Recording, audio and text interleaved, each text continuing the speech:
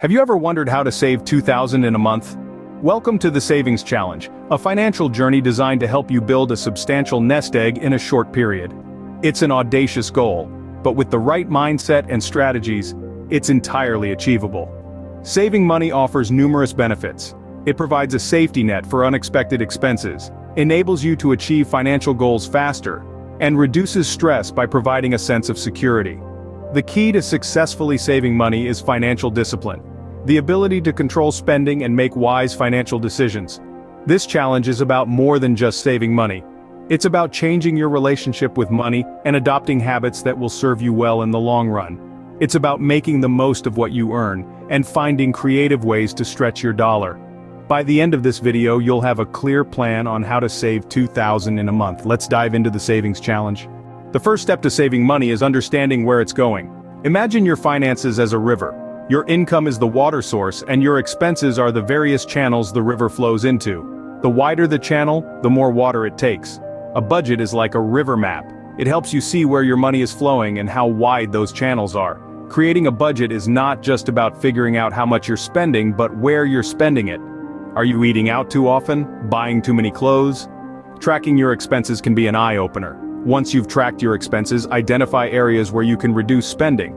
Maybe you can cook at home more often or cut down on your Netflix subscriptions. Remember, every little saving adds up. With a clear budget, you'll know exactly where to trim the fat. And that, my friends, is the first step to saving $2,000 in a month. Now that we know where our money is going, it's time to make some cuts. Imagine your budget as a tree, with the essentials forming the trunk and the non-essentials the branches. Some branches are necessary for the tree's health, but others are just sucking up resources. It's these branches we need to trim down. Let's explore how. Firstly, dining out. It's a wonderful treat, but it's often far more expensive than cooking at home. Try reducing the number of times you eat out each week. If you normally eat out 3 times a week, try cutting it down to once. Get creative with your meals. You'll be amazed at how much you can save, and you might even discover a hidden talent in the kitchen. Next, entertainment. We all need to relax and unwind, but entertainment can often become a significant drain on our resources. Consider swapping a night at the movies for a cozy evening at home with a good book or a movie rental. The savings can really stack up. And those discretionary purchases, the little treats we buy ourselves just because, they're often impulse buys, things we want in the moment but don't really need. Try implementing a waiting period. If you see something you want, wait a few days before you buy it. Often the impulse will pass, and you'll find you don't need it after all. Now, it's crucial to remember that cutting down on non-essentials doesn't mean eliminating all joy from your life. It's about making smarter choices, distinguishing between wants and needs. The latest smartphone might be a want, but a functioning phone that meets your needs is a need. That designer handbag might be a want, but a sturdy bag that holds your belongings is a need. Remember, it's not about deprivation, but about making thoughtful decisions. It's about understanding where your money is going and directing it towards what truly matters. And every time you say no to a non-essential, you're saying yes to your financial future. By cutting down on non-essentials, you're already on your way to saving $2,000 in a month.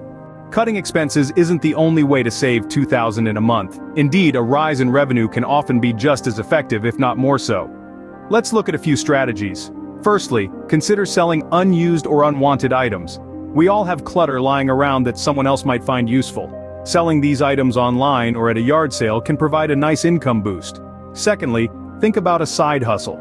This could be as simple as freelancing, tutoring, or even dog walking.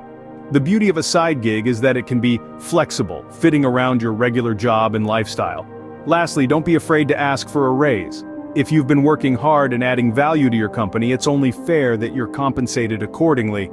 It might be a difficult conversation, but it can significantly increase your income. With extra income, reaching your savings goal becomes even more attainable. Staying motivated and accountable is key to reaching your savings goal. Let's delve into some ways to keep that momentum going. First, consider setting smaller, weekly savings goals. Instead of looking at the large sum of $2,000, break it down into manageable, bite-sized pieces. Think of it as a weekly challenge, just $500 a week, and you're there by the end of the month. Next, celebrate your progress. Did you hit your weekly goal? Give yourself a pat on the back. Reward yourself with something small and meaningful, like an extra half hour of your favorite show or a walk in the park. Remember, it's the small victories that lead to big wins. Lastly, Don't go it alone. Share your savings challenge with friends or family. They can provide moral support and hold you accountable, turning your personal goal into a team effort. With motivation and accountability, you'll be well on your way to saving $2,000 in a month. You now have the tools and knowledge to save $2,000 in a month. Let's take a moment to recap what we've covered. We dove into the savings challenge, highlighting the importance of setting clear, achievable goals. We then broke down the basics of budgeting, demonstrating how tracking your income and spending can shed light on areas for potential savings. We discussed the power of cutting down on non-essentials, reminding you that every small saving contributes to your larger goal. We also explored different ways to increase your income, from selling unused items to picking up a side gig. Finally, we talked about staying motivated and accountable, underscoring the significance of perseverance and discipline on this savings journey. It's time to put these strategies into action. Start today, and in a month's time you'll have saved $2,000. Remember, every little bit counts. Start your savings journey now.